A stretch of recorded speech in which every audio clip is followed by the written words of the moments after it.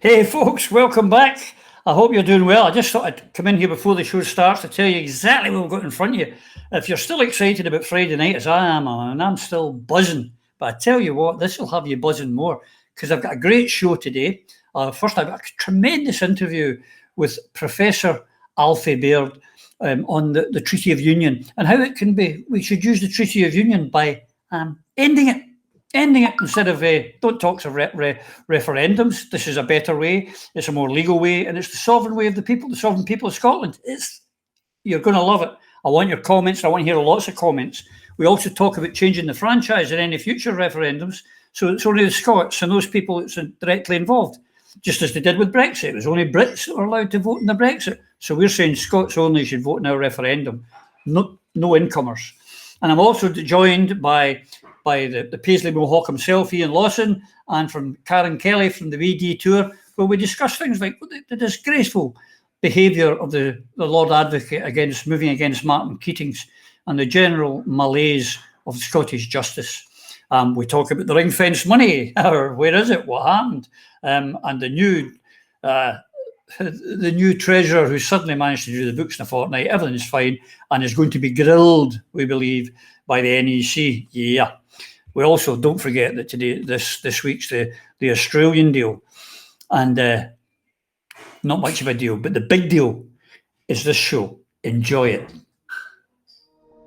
Through a Scottish Prism, the programme that is unapologetically pro-Scottish independence and anti-Westminster rule. Everything we say here is viewed through a Scottish prism. Brought to you by Barhead Boy. So, a couple of days ago, I had the great pleasure of interviewing my present guest here, welcoming for the first time to Through a Scottish Prism, Alfie Beard, who was a professor of maritime business and director of the Maritime Research Group at the Edinburgh Napier University. He's a PhD in strategic management and global shipping, but he's also famous for writing a book on Scottish independence with Dunhayden, the socio-political determinants of Scottish independence. Available on Amazon, folks, and don't worry, we'll put that down later on so you can catch that, because I'm sure after you've listened to Alf for a while, you'll be wanting to read the book too. Alf, welcome to Through a Scottish Prism. Thank you for coming to see us. Hi, Roddy. How you doing? I have abbreviated very much your bio because, ladies and gentlemen, believe me, what a bio. We're going to have another programme for certain with Alf because he's had a rather exciting life on his route to becoming a professor. So do we call you Alf or do we call you Professor? My good friends call me Alfie. Alfie is. That's what we'll do that. I'm delighted to have you. So one of the main reasons I suppose I should declare an interest because you do comment from time to time in my blogs. But I did notice a video of yours on Scottish independence, which grabbed my fancy because it's one of those alternatives to referendum, etc., etc. And you believe that a referendum is probably not the best way for us to go, or do you think it's just an alternative? Well, at the moment, I tend to think it's probably the worst way to go, Roddy. Mm-hmm. And largely, the research that I did, which ended up with the book, started off just before the 2014 referendum. And it built on from there. What I tried to do was figure out what are the key determinants of Scottish independence, which means also what are the key barriers, what are the key opportunities, what are the key barriers. And one of these determinants was the demographics. Now, Scotland, as we all know, has no control over its borders, and this was recently signalled pretty significantly when during the COVID thing, when basically Scotland wouldn't do anything with its borders. It was too political a hot potato to deal with it. But essentially, if you've got no control, an entity that's lost its sovereignty essentially has no control over its borders. So its demographics are out of its control. And what I found looking and studying the census, as I still do, is that a long-term trend in Scotland has been basically Scots leaving and people from the rest of the UK coming in. And what we also find in the study of the literature on, let's say, decolonization, for want of a better word, is that a lot of the vote is based on identity and ethnicity and language and culture. And if people are coming in with a different language and culture and identity, they're not all going to queue up to vote for Scottish citizenship necessarily, or Scottish nationhood.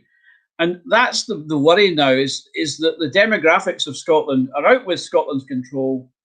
The other dimension to this is the open franchise arrangement for the referendum and the national elections in Scotland, which government are using what's known as a local government franchise, which is based on residence. So basically any resident coming here can vote on whether Scotland exists as an independent nation.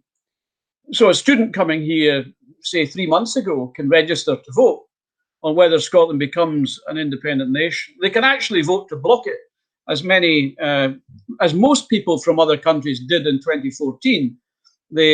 And so the difficulty arises with a referendum is the demographics of it are not in Scotland's favour, and the franchise that the Holyrood Parliament passes to determine who gets to vote in the referendum is also inhibiting independence and self-determination.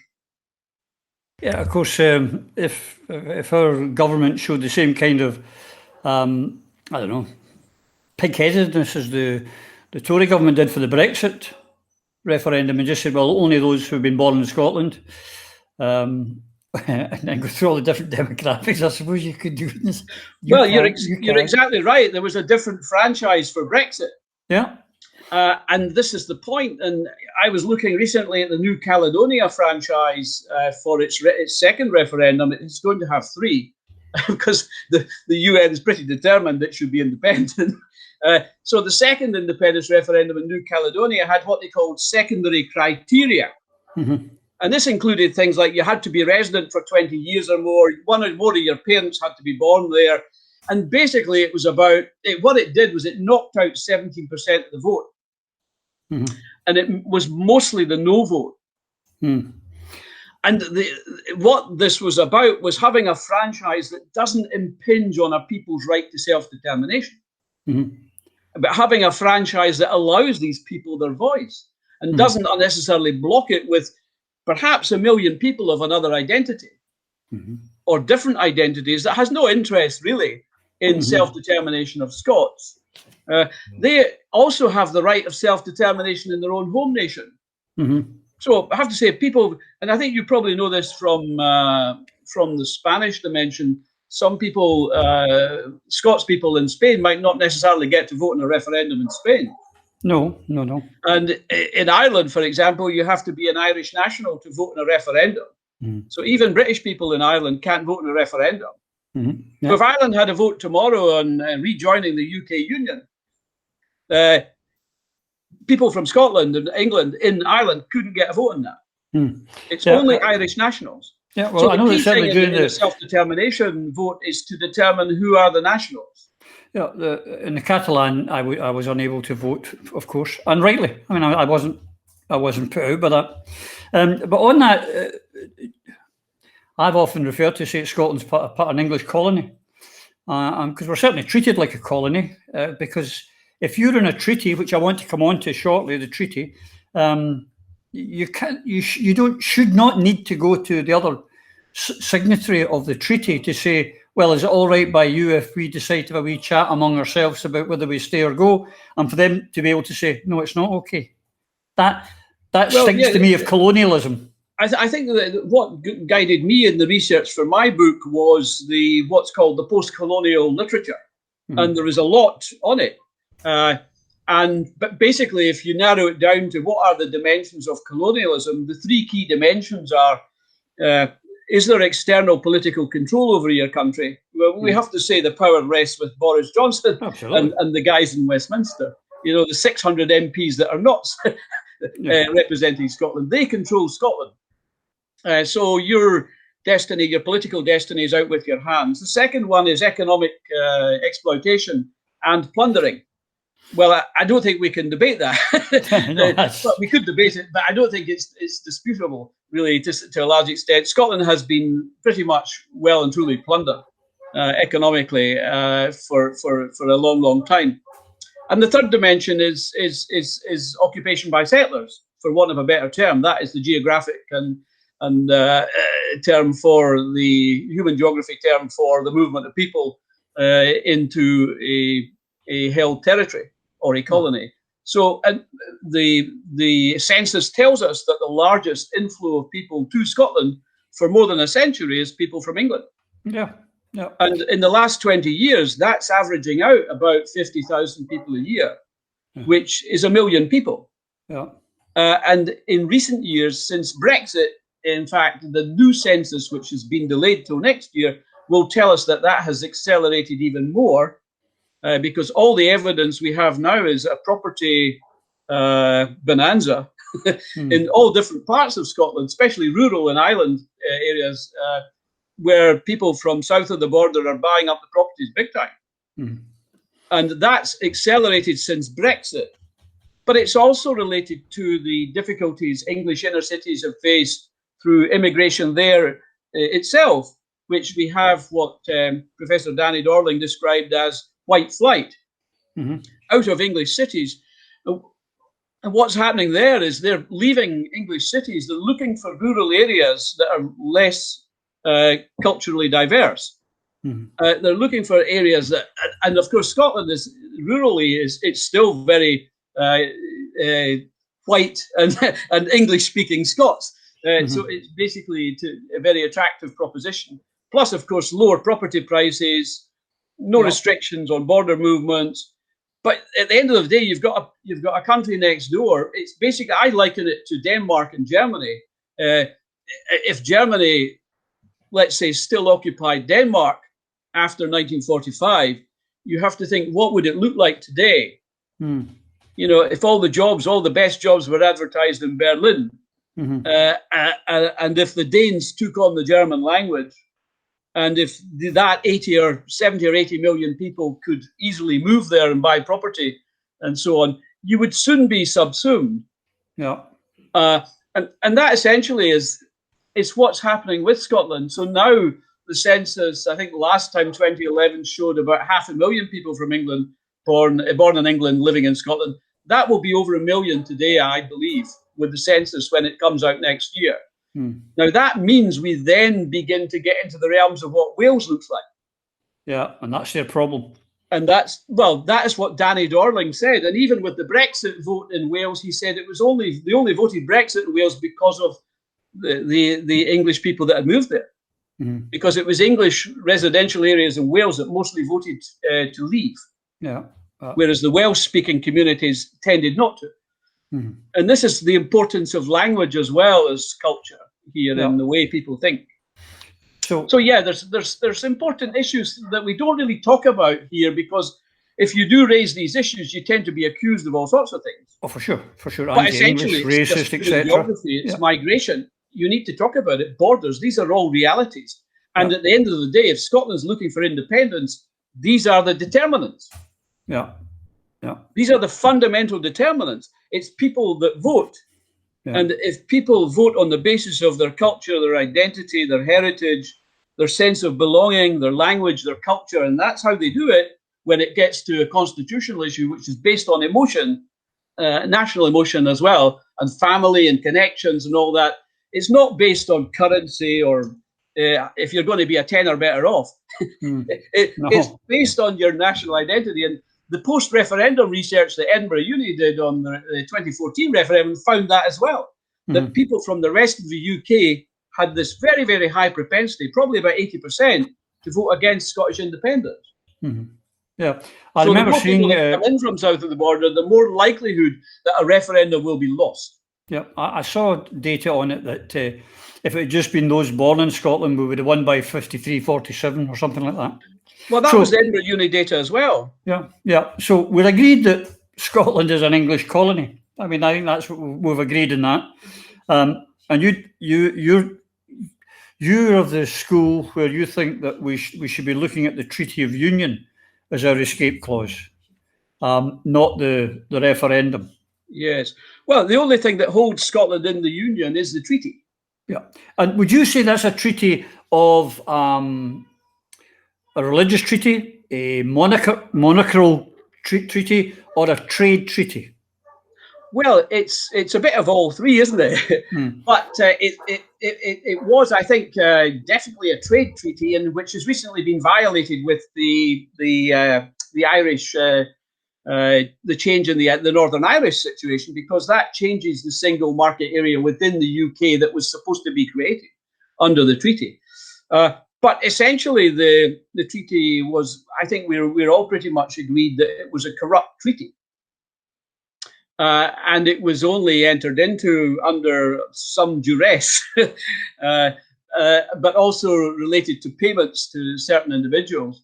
So it wasn't a democratic treaty, but essentially it's still a treaty. And I think the two key dimensions here are Scotland has a treaty-based alliance with another country. That's a fact. That's a legal fact. Nobody can dispute that.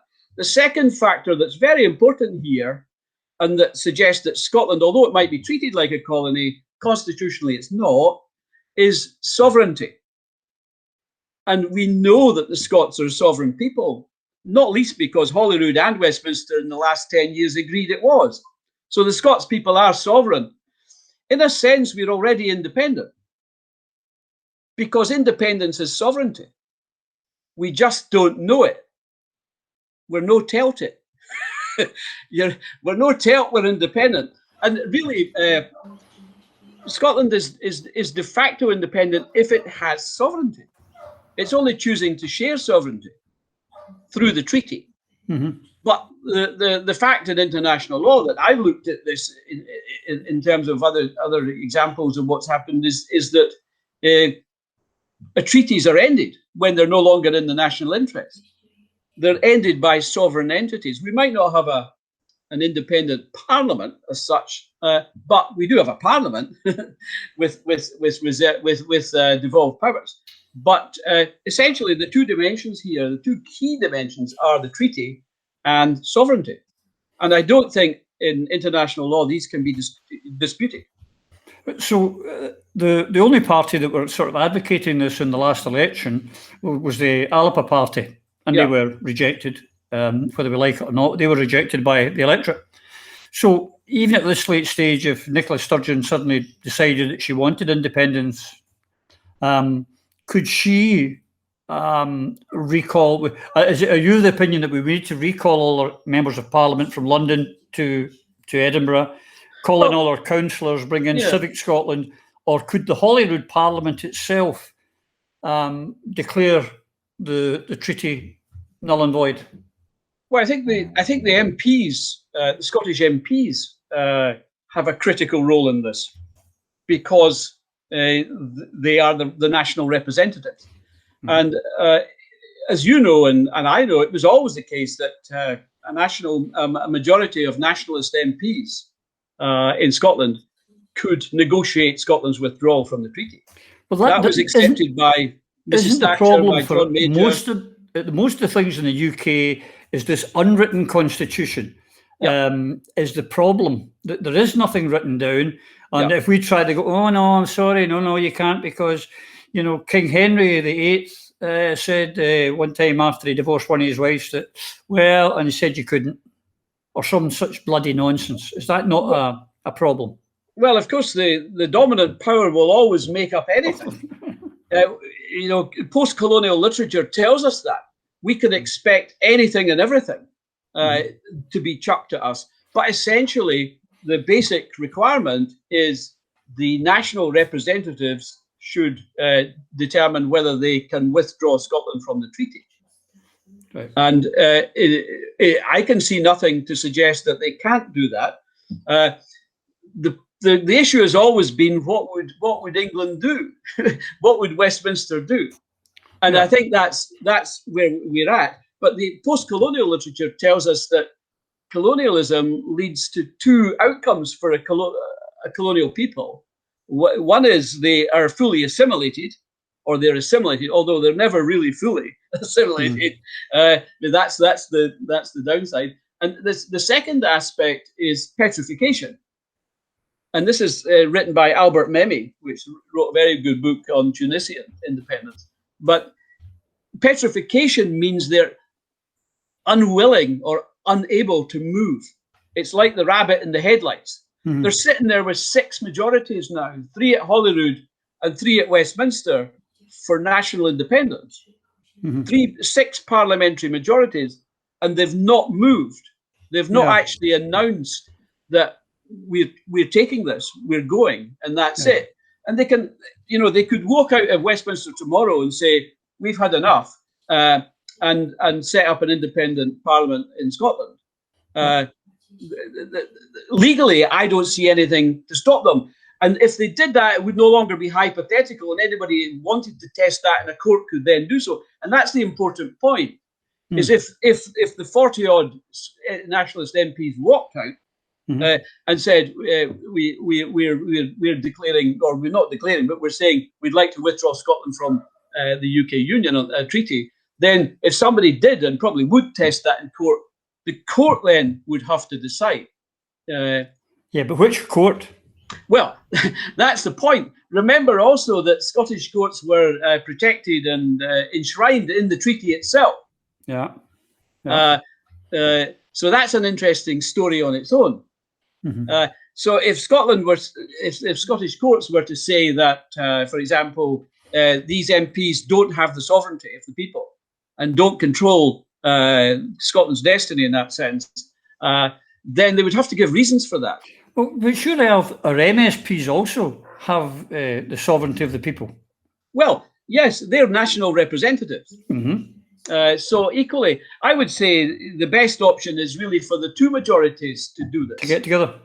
And as you said yourself, councils and other civic leaders, and Craig Murray's already advocated this. Yeah, absolutely. That's what, it's to have as many people as possible say, listen, that's it. And then maybe organise a referendum just to ratify it. Yeah, because we're organised in Scotland. Yep, we have 6 mandates, but 1 Nicola Sturgeon. So, well, this is it. She's got this. I think she's at what Memmi called the petrification stage. Don't tempt me. Don't tempt me, Alf, please. Don't tempt me. So, we think that this is the way to do it: is to call people back to declare. I mean, you're not declaring you die. Should we go to the UN first? Do we need to go back to the people? I don't think you can necessarily depend on the UN that much. Or do we go back to the people first to say, this is what we're going to do? Would that be the more democratic thing to do? Call 48 by-elections. We had this chance, as you said, in May, with the plebiscite election or the Alba party saying, get the supermajority, and the next day just negotiate a withdrawal. Yeah. And that was a sensible way to do it. And that respects the 2 dimensions here, the treaty and sovereignty. Mm-hmm. Now, if the treaty is worth anything and sovereignty is worth anything, you need to use them. Mm-hmm. And I think there's a lot of bluff going on at the moment that you need a referendum, because referendums are really for, how shall I say it, really for bona fide colonies. Yeah. But equally, we have a problem with the referendum in that we have a very loose franchise and no control over demographics. So if we could, for example, the SNP and Alba get together and decide, right, recall our MPs, all 48 of them, 46 and 2, and we'll have 48 by-elections all in the one day. That's still, because you've still got 11 seats that are not being contested. But that would be more than half of them. So would that count? Well, I think an easier solution here is there's different aspects to this. There's what people perceive to be democratic, and then there's what is lawful. Mm-hmm. Now, what people perceive to be democratic and what people perceive to be what is lawful are different things. There's a quote from legal professors saying a referendum isn't an essential requirement for independence. Mm-hmm. Now, that's the law that's telling you that. What I'm saying is it should be lawful for a majority of Scotland's national representatives today to withdraw Scotland from the treaty-based alliance. Yep. And there is nothing to stop all that needs to be done is to be tested. Mm-hmm. And if Nicola Sturgeon really wanted independence, she would have done that. Yeah. And she would have had a Scottish court telling her either your sovereignty is worth something or it's worth nothing. Well, and if it's worth nothing, then we know the reality. Yeah, well, the fact that the Lord Advocate, I think, virtually lives in Bute House by all accounts, as does the Crown Office. You think she could have had, and all this legal advice that they've had, that they could have had the legal advice on this. Yeah, as you know, I wanted to be a constitutional lawyer, but Edinburgh University wouldn't take me. Yes, we're going to do all of that in another programme of. Ladies and gentlemen, you've got to hear about this man's life. It is exciting, to say the least. From maker of toilets to a PhD, I ask you. There's a few steps in between, and we will discuss it. Yeah. Much as I really would love to do it right now. Yeah, so we don't need to go to the UN first, or we don't really need to go back to the people, but would it not be best, of course, if we had a supermajority? Well, what I'm suggesting is if you tested the issue of sovereignty in the treaty and what is lawful, if it comes back saying, the courts say you can't become independent through the majority of Scotland's MPs and MSPs route, then you go to the UN, which has C24, which is the Decolonisation Committee. Yeah. It's a committee established for decolonisation of peoples who are seeking self-determination.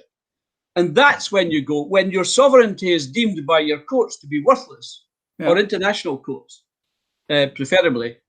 The other thing about courts, of course, is they may not necessarily work in the national interest for one reason or another. And we have to bear in mind that the legal establishment in Scotland protected their own status and privileges within the treaty. Mm-hmm. Now, there must have been a reason for that. Mm-hmm. Yeah. So it seems, it seems so straightforward. You think, well, why haven't we done it? I remember at college, and I mentioned this, Telford College in Edinburgh many moons ago had a wonderful library on the Treaty of Union. Mm-hmm. And they had many, many books, and I think I read them all.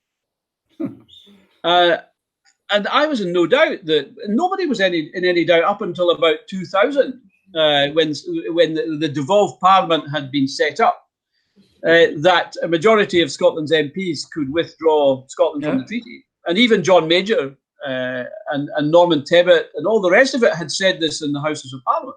Yeah. That Scotland could withdraw on the basis, and there was no mention of a referendum. In fact, at the time Norman Tebbit said that in the late 1990s, he said there's no intention to have a referendum.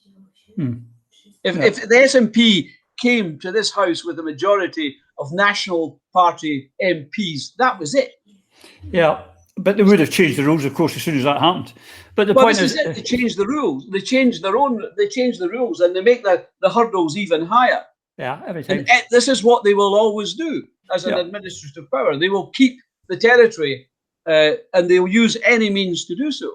Yeah, including violence, which the British are renowned for, if need be. That's the sad thing. But what gets me here is that how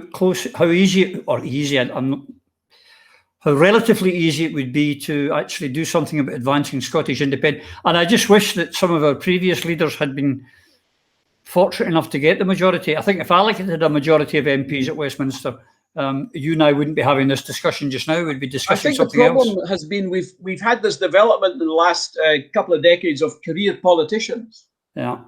And they are building their careers.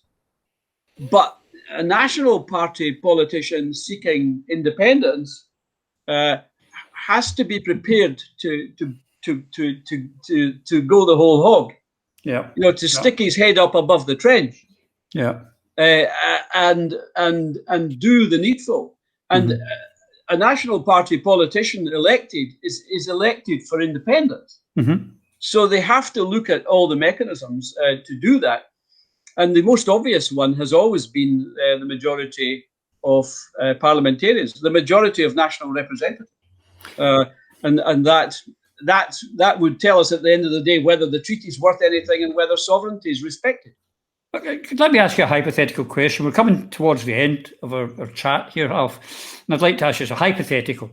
We get you into the SNP next week. We get rid of Nicola Sturgeon. You're now in charge of the party, of Holyrood and of Westminster and all the councils. What do you do next year? Your next steps over the next coming weeks and months, what would you do?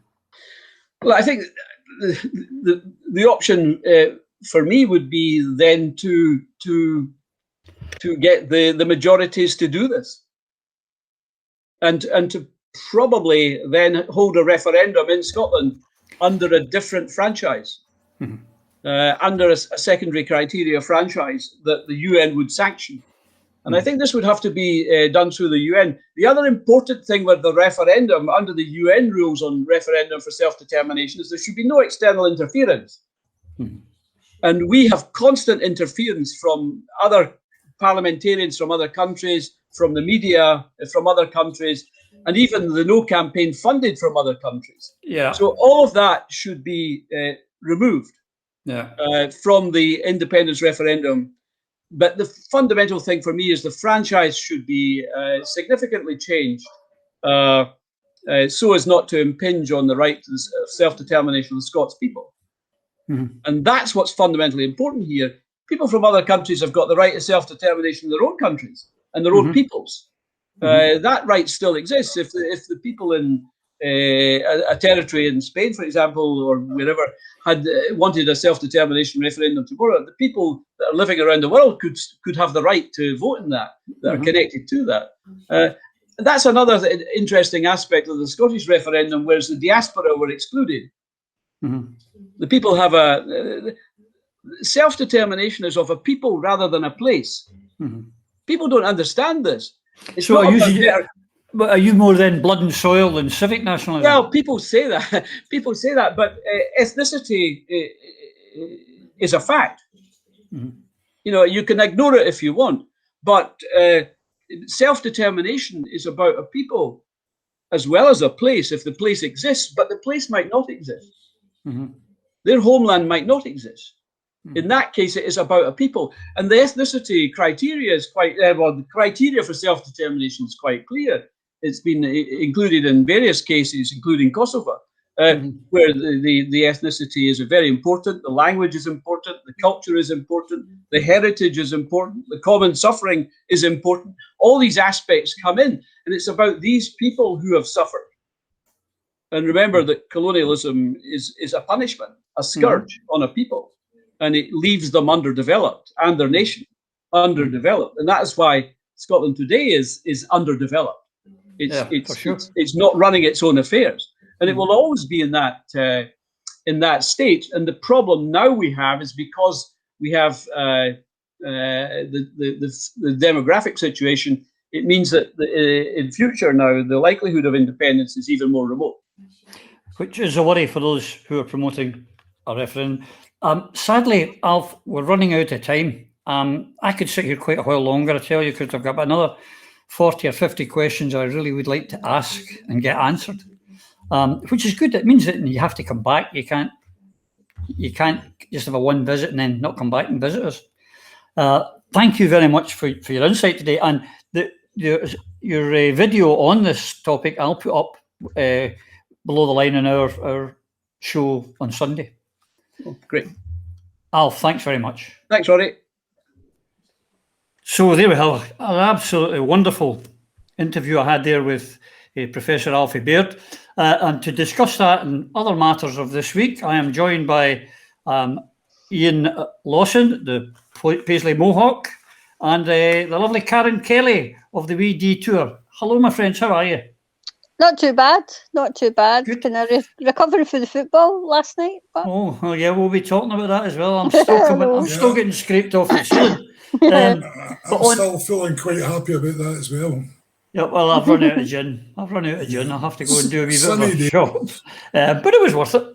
I took a few before to anaesthetise and then after it to celebrate. But we'll come back to the football. We're sure as heck going to discuss that. But I'd like to discuss what we've just watched there with Professor Alfie Baird. It was fascinating stuff. Karen, Did it strike a chord with you? It did. It did, because we're needing an alternative. Because the route that, you know, they're wanting to go down is just not going to work. So we needed it. And the sooner the better. For me, the sooner the better. We needed it yesterday.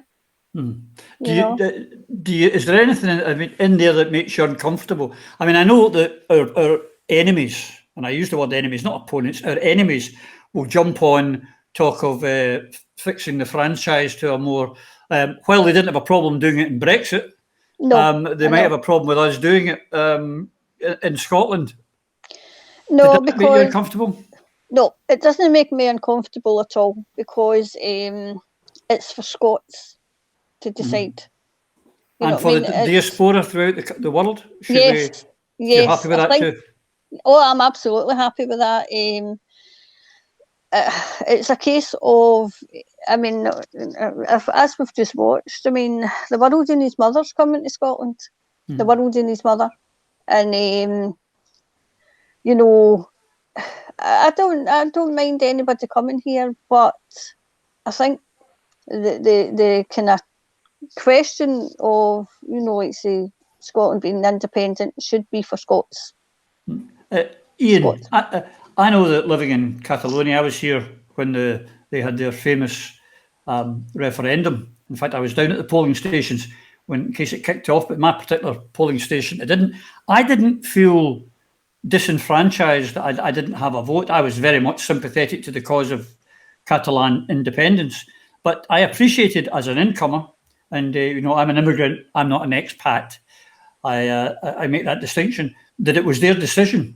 And so I, like Karen, I'm not uncomfortable with what Professor Alfie's suggesting.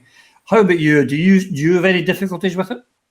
Well, that actually took me down memory lane, because when I sat in the national executive of the SNP, from when I joined in the mid-80s right up until I left, what Alf was actually advocating was the policy of the Scottish National Party. It was only relatively recently that we moved over to this idea that we required a referendum, which, you know, Alf's right. I mean, it was introduced after the Scottish people had voted in a referendum to bring about the devolved Scottish Parliament. Aha, we need more rules. Let's make it difficult.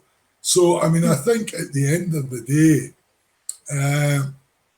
we have to recognise that it's a perfectly legitimate way. I think a lot of people watching this programme and hearing it being simply explained by Alf will be saying, why the hell have we not been supporting that policy all along? Because it's absolutely clear, it's easily understood, it's totally justifiable. You know, I mean, if you're a member of a golf club and they're wanting to change the rules, they don't give every guest to the golf club over all the years of voting the matter. It's members only, and that's who votes, and that's who determines it. And it's a quite bizarre suggestion. But I mean, here's the real important point about it. It's the perfect example of the absolute folly and dumbness of being prepared to wait for a referendum all these years. I was just giving you the figures. 50,000 a year, at least, probably more. 7 years, 350,000, 80% of them voting no. The folk at home that sit and say, aye, but the older ones, they're all dying off and they've been placed with all these young ones. They're forgetting totally about those incomers that are coming in. And if you look at Brexit, if you look at the problems that they've got in England, if you look at the fact that the population in England are very mobile and will be attracted to moving. If London property prices start to slip, the temptation of selling your wee semi-detached in London for 1.4 million and getting in the car and moving to somewhere in Scotland and buying a palace for £300,000 and pocketing the rest will be massive. And there'll be a massive, and we've got no controls. Alfie's right, We can do nothing. Even when there's a pandemic raging, when it's countries over the world are controlling their borders, we, Nippy, is sitting there petrified. That's the right word, petrified, to do anything. We need to toughen up here in Scotland. We need to do it fast. Karen, another thing that rang true with me, and I know certainly from my point of view, is as Professor Alfie said, independence is not an economic argument. The Unionists certainly made an economic argument. I never wanted independence because I thought I was going to be 10 or 20 or 50 or 100 or £1 million better off. And he's right. But we've allowed the Unionists to dictate, you know, or you can't because you've not got this, and the subsidy and this, that, and the next thing. We've got to get out of that argument and out of that cul-de-sac. It's a cul-de-sac, in fact. Let's get out of it. Yeah. Yeah, I totally agree. I mean, going back to Ian's, like say, interview with Estonia, they struggled. You know what I mean? They wanted independence. You know, I don't want independence to make myself, like say, a millionaire or anything. I want independence because I want control. I want control. I don't want to give control to somebody who doesn't care about the country. I don't want, and I don't even want to give control to Holyrood who don't care about the country. Will it be a struggle? Yes, it will be a struggle. But what's the alternative? What is the alternative? I agree. More of the same, and it's going to be even worse because what's coming up for up for England, up for Westminster, it doesn't bear thinking about. And it seems to me that Nicola Sturgeon's implementing that as well. I can't distinguish from the two. So Scotland needs to be, and oh my God, don't get me started in this. After the recovery, no, we need independence so that we can recover. Correct. So that we can recover. Correct. What do you think this Brexit deal is going to do? What do you think where do you think Scotland's assets are going to go? I don't want to go from a tangent, but I can't help myself because once I think about what's coming down the line, it's just, I know we're going to get into other things, but it's a case of we need it. We need it now. We needed it yesterday, and we need to get up off our backside and say to Nicola Sturgeon, no, you're not controlling this anymore. I think it's about the time the people started controlling it. I agree. Say no. The two things, I've written down some notes here, Ian, and two things that really resonated with me. One, it's a treaty-based alliance, and we were merely through that treaty sharing our sovereignty. We have never given it away. And it is time that we used our sovereignty and said, on your bike, son, we're out of here. Don't you agree? Yeah, for sure. I mean, if you can't exercise your sovereignty, what use is sovereignty in the first place? And, as Al said, both Holyrood and Westminster insist that we are sovereign and accept that we're sovereign. So let's use that sovereignty. Let's get our MPs and our MSPs together. Let us vote to leave the union.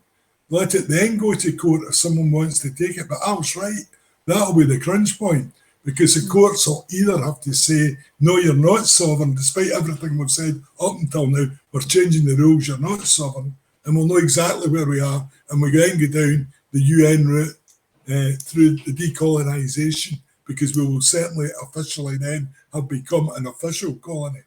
So, I mean, we need to take control of this agenda. We need to be the people that are taking the steps that forces the other side to do something they don't want to do or are reluctant to do because it weakens their position. At the moment, we're sitting here and it's like the clown and the custard pies. We're getting whacked with a custard pie daily and we're just wiping away the cream and the next one lands. And that's what we're talking about when we're talking about the single market, them taking control, all this power grab, all the rest of it. Our position's incredibly weak through our own doing. And we're actually sitting there allowing it to get weaker. I mean, that's not government. That's failure. It's the petrification. It's actually on the verge of moving from failure to betrayal, because that's the way I feel it. I feel our elected representatives are betraying the people of Scotland on a daily basis. And I think it's time we got angry. The problem, of course, up here is nobody mentions that in the media. because it's not Scotland's media to start with. But you'll hear it on this channel and you'll hear it in our blogs, because the people of Scotland need to know so they've got ammunition to fight back. Yep. It's but it is just the petrification. The two other thing I would say was that we were talking about the franchise and the diaspora voting on it. I'm relaxed. But if you look at when the Americans have their election, every American throughout the world is entitled to vote in the presidential election, whether they're in active service duty or they're living abroad. Same with my wife's Polish. When the Polish elections come up, she's entitled to vote in Poland. So I'm comfortable with all Scots, and I'm also comfortable with non-Scots not getting the vote either. Because it is down to the people of Scotland to decide what they want to do. So I'm comfortable with that. But the two other things, just before we move on, because I want to go into the court, which will bring me nicely into what happened to Martin Keatings this week, the reaction of our Scottish government on people who challenge the Constitution. But Alfie also said, the problem is we have MPs who have careers, and they've put their careers ahead of Scotland's needs. What we need is, we have got two MPs only who have put their head above the parapet and said, we don't want a career, we want Scotland independent. We need other MPs, SNP MPs, to put their head above the parapet and join this fight. Wouldn't you agree, Ian? Of course I agree, but I think the problem we have is that for whatever reason, they've become, timid. They're all controlled by Nicola Sturgeon and their acolytes. And if they're scared to do anything, they're petrification. Bought and sold. They're there for the salary. They're there for the career. They've forgotten about why they were sent there in the first place. And that's an enormous betrayal. And, I know some of these people, and they're decent people. I can't believe they've allowed themselves to sink so low under this particular leader. So, getting rid of her would be a big step forward. But there's more need to go, because she's surrounded herself. We've got PAL's government rather than a government of ability. And that's the problem. There's no obvious successor. But this is definitely the way forward, in my opinion, and we've got to start promoting it. And I think that promotion, you're right, Ian, has to come from channels like this and from bloggers and from the Free Scottish media. And we've got to try and promote and push this message. But we mentioned that, this could end up in the courts, whether it be in the World Court, the UN Court, the European Court, who knows, starting off maybe in the Court of Session. But it brings me on to Martin Keating this week, Karen, and the fact that they're now they're trying to bankrupt the man. They're trying to, just to make it sure that no one can ever again dare question this government. No one can ever again dare question the Constitution. It's not down to the people. We say you're sovereign when it suits you, but you're not sovereign. We're sovereign. Only us, the MSPs, the MPs, the SNP, and of that we mean the Nicola. She's the only one that's entitled. It's quite disgusting what they're doing to Martin. It's very disgusting, but it shows you, and it should open the eyes of every single person, no less every Scot in here, because the man took, he went, and I asked the question that most of the people were asking, and he stuck his head, and this is what he's getting. This should tell you the power hungry, how much power that these people want.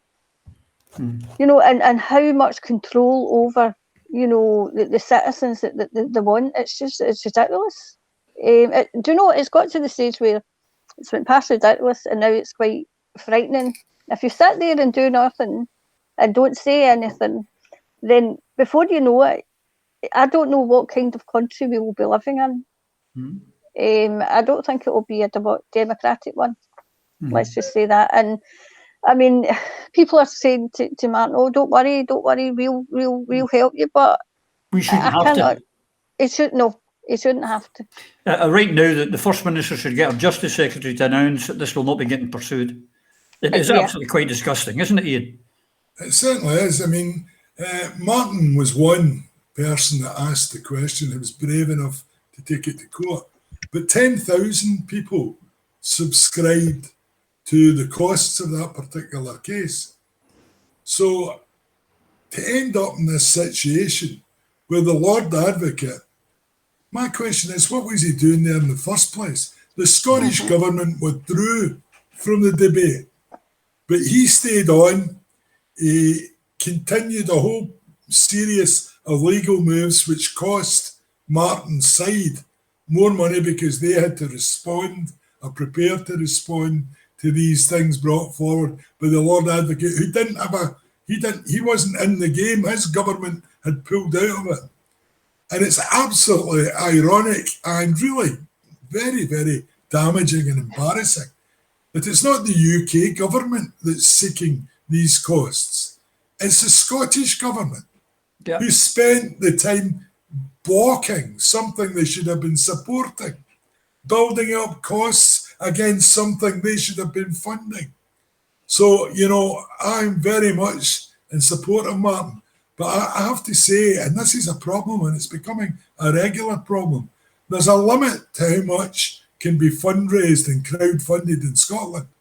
And this government of ours, our Scottish government, are creating so many situations where, in order to try and maintain justice against people falsely accused, wrongfully arrested, all the rest of it, they're emptying our pockets.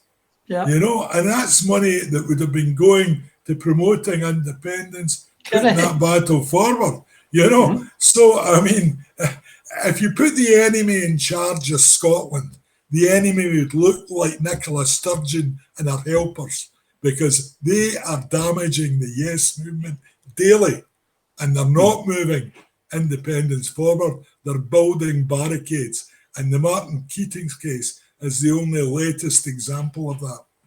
Yeah, it's almost as if we've got, if it was a unionist government, you'd at least understand it. But when it's someone on the same side, Karen, it's just it's almost unfathomable. I think unfathomable. I think it's what they're wanting and hidden in plain sight. I don't think they're wanting independence at all, and I think they're doing everything that they can.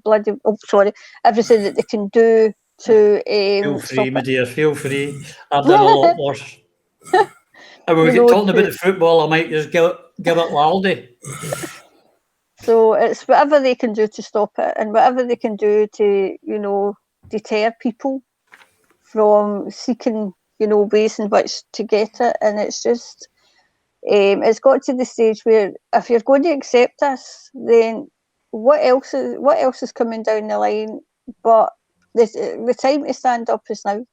Yeah, because we've gone full circle. I know you've got to leave us shortly, Karen, but it takes us almost full circle. That it comes back to we could be actually moving on independence, as the Alapa Party suggested, with a supermajority. But even without a supermajority, we could be moving on independence, and that's not going to happen with this government.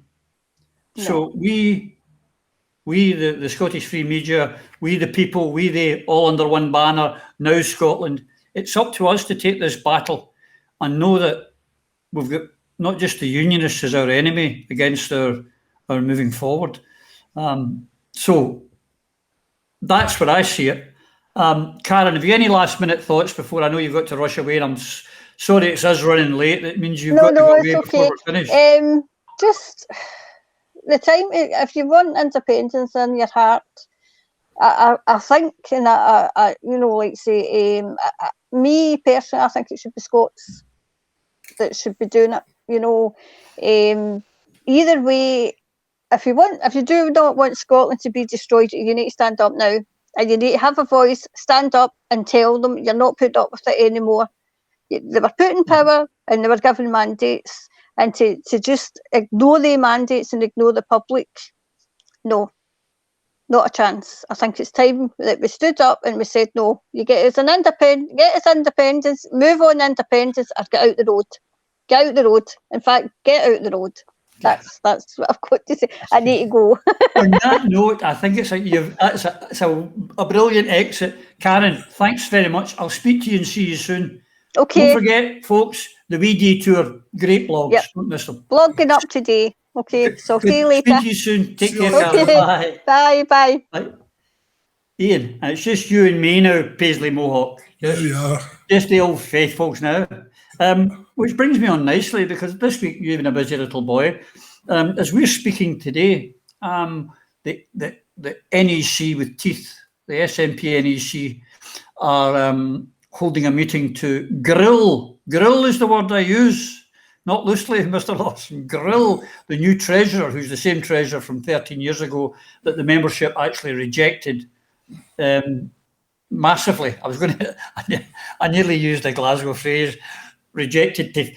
But he's now back in situ. He was the man that was involved, let's be honest, up to his armpits in it when the woven through the accounts, ring fence money went all wherever the hell it went. But he's going to be grilled, and we're meant to believe. And the accounts, Ian, miraculously have been finalised in under 10 days after Douglas Chapman left because he couldn't get access to all the numbers. I'm amazed at the efficiency of Mr. Beattie, aren't you? Oh yeah, wonderful. Well, I mean, I found the most interesting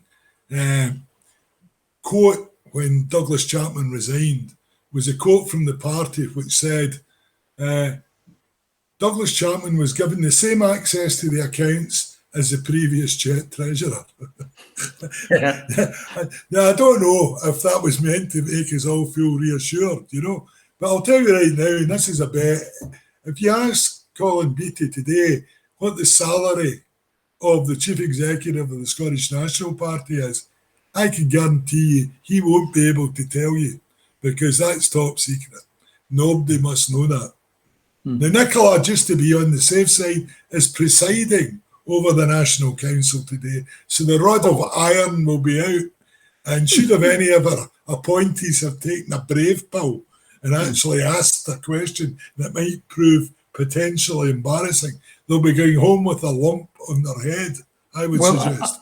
A very long reach. I actually have a list of some of the questions here, Alf, that are going to be rather Ian, that are going to be asked. Oh, could you tell me on that? Let me see. Yeah. The first question, Colin, welcome to NEC. Could you give us your pronouns, please, Colin? Because this is the most important question going. And is this one of your wife's frocks or one of your own? I mean, grilling, the NEC grilling. They are a collective of appointees of people who don't have independence, the party or democracy. That's just not in their interest. It's there's one single issue, gender politics, nothing else. And everything else is relegated. I mean, I just don't understand how this situation could possibly arise. I don't know what they use the money on. And there's some people say it was spent on elections. Some say it was spent on Daddy Bear's legal expenses and damages to UKIP. You know, whatever it was spent on, it wasn't spent. Well, sorry to interrupt you, but I also heard, which is the most plausible, that was going back to Stu Campbell, who was the first one to tell you about this, folks, and you harangued him, and you attacked him, and you called him all sorts of names, and it was because Colin Weir had asked for a refund, and the numbers kind of match up, that he asked for his money back because he took one look at Sturgeon's government and went, nah, you've lost your route, love. Yeah, well, I mean, that's certainly borne out by the fact that, you know, there's been no further donations from the Weir. I know Colin died, but his wife hasn't made any further donations either. Lifelong SNPers. And I mean, it's a common theme. If you look at the SNP, I believe they've recently had a bequest of about 300,000. But in terms of donations to the SNP, if you look through the Electoral Commission quarterly reports, they have absolutely disappeared. The money that used to come into the SNP regularly and quite good donations, no longer there. They're now relying on the right people dying and leaving them money, you know, so it's not a very good position to be in. Well, I have to take exception to that because Nicola Sturgeon said the SNP finances have never been in better shape. Ian, how do you respond to that? Well, I think if she wants to make that credible, here's a suggestion. Don't be writing out to members 2 months before they're renewing, their memberships are due for renewal, begging them to pay early. That sort of weakens the credibility of this very healthy state, you know. And another one, try not to lose 60,000 members. They tell me that's not good for the finances either. Yeah, exactly. A couple of things before we're coming close towards the end, Ian, of our weekly chat. But the other one, big one of the week, was the much heralded Australian deal, which will make up 0.02 of the GDP lost from leaving the EU. Now, they were drinking champagne in Brisbane, and I don't know if you saw the clip of the agricultural or trade minister in Australia, who said, when he was asked the question, well, this will be very bad for Scottish, English and Welsh farmers. And he went, that's not my concern, that's their concern. I'm only happy Australian farmers have done well out of this, and that's someone else's worry. I mean, our government don't give a shit. Well, absolutely. And, if you want to point it out, Nicola, the Wonder Leader, had no say in the deal at all anyway. I mean, she was outside the room, She's demanding a vote. I know, she's demanding a vote, but somebody will have to tell her what was discussed first, because she doesn't know. But, I mean, the bottom line is, the message being put out from Westminster about what a great deal it is, and the message being put out in Australia, what a great deal it is for them. They don't match up, and I know that I'd rather believe Canberra than London, so I think you've got to accept it's probably bad news. And if you listen to most of the farming leaders here in Scotland, they're taking a pretty dim view of it and think it's a sellout. Yeah, and you should listen to. I think nowadays I'd listen to Moscow or Peking, before I'd listen to. Don't say that. You're probably getting accused of it as we it listen. goes back to some of the things we're talking about. But here's the thing. I mean, in the High Court in England, Gove's been found guilty of corruption, as has Matt Hancock giving out contracts. Here in Scotland, there's ring-fence money that's gone missing. Nothing seems to be happening to these people. They all this establishment, be it on either side of the border, seem above prosecution for fraud, for theft, for criminality. Well, certainly. I mean, it's even last night I was reading more people who were applying for and getting their donations back. And, the report I read earlier, which is probably about a week old now, said over 60 had already, got their money back because they felt they were deceived. Now, the police can read that the same as I can. It's not, you don't need, a very skilled detective to be able to work out that there's large numbers of people who believe that they were misled and that they gave money under false pretenses. So much so that now that they've discovered the true nature of it, they're applying to get their money back, and they feel they've been cheated and there's been a crime committed against them. A number of them have went to the police. So I would expect the police in those circumstances, and I'm pleased that the BBC and others are now beginning to catch up with the bloggers, because that makes it more difficult for the police just to sweep it under the carpet. The reason you're getting your rebates now is because the police are on the case. You would not be getting them otherwise. I mean, I hold emails from senior SNP HQ officials saying that the money that Nicola said was never in any other account than the SNP's account. Okay. Were in fact in a ring-fenced account, but the SNP had no access to it. The minute the police get involved, suddenly the SNP get access to it, and they were trying to get your money back 24 hours of complaining. So I have no faith. Change of policy. Very dishonest. I don't have the same faith in the police as you, because they can't even find the person who leaked the Daily Record. I'll take you in the office and point the one, okay? But they don't. But we're coming to the end, and we can't miss, as I said, a quick last night football off a ceiling, magnificent. Scotland showed, the Scotland football team showed the SNP MPs what they should be doing when they go to London. You fight, you kick, you scratch, you bite, and you put these people in their place and show them that we're not only their equal, we're better. You don't sit and pump up your pension or buy yourself new comfy slippers, Mr. Perth in North Perthshire. You fight for Scotland. Well, I mean, I was delighted for Steve Clarke, who I think is definitely a very good manager. I thought that the changes that he made in the team, I thought this introduction of Billy Gilmour and McGregor in midfield I was delighted for Stephen O'Donnell, who, you know, I slagged him before the game. well, yeah, he had a poor game in the Czech game, but he was outstanding. But young Billy Gilmer got 19 years of age. Got the player. Yeah. They got the sponsors player of the game, and it's funny. They picked out his first game for Chelsea in the Carabao Cup. He got man of the match. In his first English FA Cup game, he got man of the match.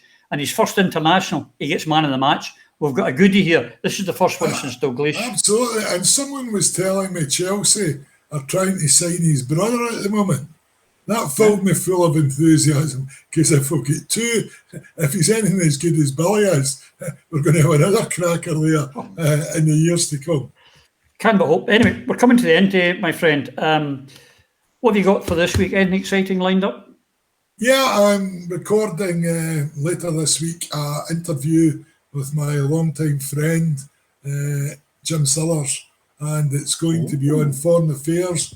This is Jim's choice. He says that the SNP have abandoned foreign affairs and, you know, they're really not doing anything on it. And if we're ever wanting to be independent, then we definitely need foreign allies on our side, and therefore we should be doing far more in that. So that'll be getting released on Wednesday this week.